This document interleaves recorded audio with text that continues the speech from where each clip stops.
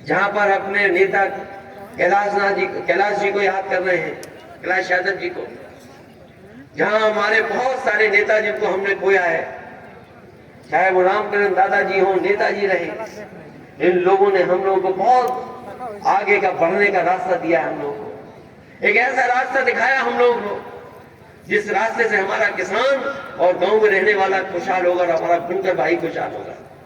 न केवल हमारा किसान दुखी है, नौजवान दुखी है, बल्कि बुनकर भाई भी हमारे दुखी है। इन सबके साथ न जाने कौन सा खिलवाड़ ये सरकार कर रही है। अगर कुछ लोगों का पैसा बढ़ रहा है तो हमारे किसान की आमदनी क्यों नहीं बढ़ रही? अगर कुछ कारोबार और दुनिया में आगे बढ़ते चले जा रहे हैं तो हमारे बुनकर के हाथ में क्यों नहीं चीजें आ रही?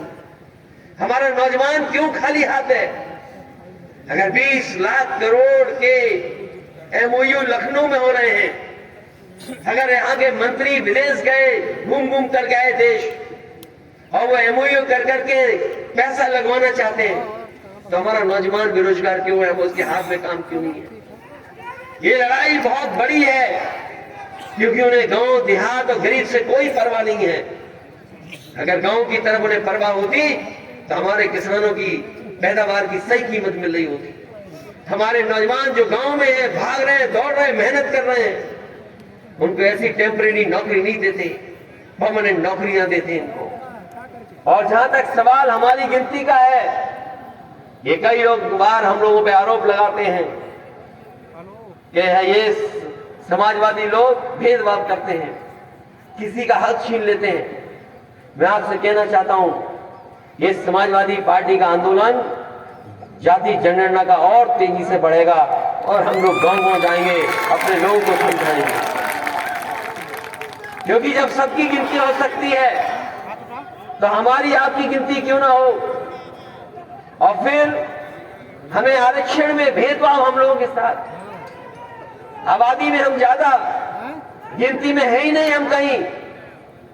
अगर चीजें बदल सकती हैं, बड़े बड़े फैसले अगर सरकार कहती है कि हमने इतने सालों में लेके दिखा दिए, अगर उन्होंने कुछ फैसले लेकर के दिखाए हैं, याद कीजिए हमने हर सभा में कई बार कहा कि समाजवादियों को मौका मिल जाएगा तो 3 महीने के अंदर जाति जनगणना करके दिखा देंगे।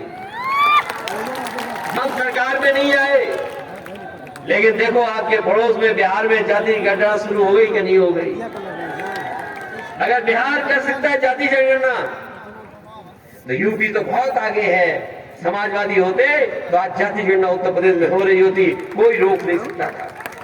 सरकारी नौकरियां खत्म, सब बेच दे रहे हैं, सब कुछ बेच दे रहे हैं। अभी एक मुख्यमंत्री जी के साथ हम लोग कार्यक्रम में गए थे तेलंगाना, वहां के मुख्यमंत्री केसीआर साहब ने हम सबको बुलाया था।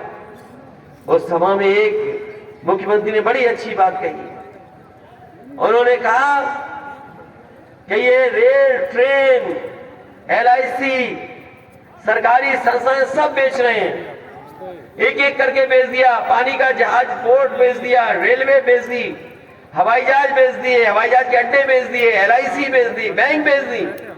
लेकिन एक चीज खरीद ली इन्होंने, मीडिया।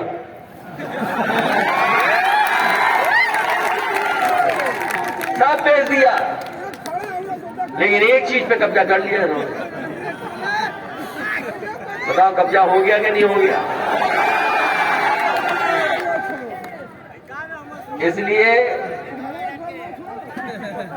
इसलिए हमें और आपको मिलकर के और जोड़ करके कामयाब होना है। हालांकि हम लोग बाई इलेक्शन में आजमगढ़ पीछे रह गए थे, उसके कारण कोई हो, लेकिन मैं जानता हूं इस बार गाजीपुर से लेकर के आजमगढ़ से होते हुए और आखिरी तक आप देखना समाजवादी पार्टी का कितना झंडा बुलंद हो इस बार।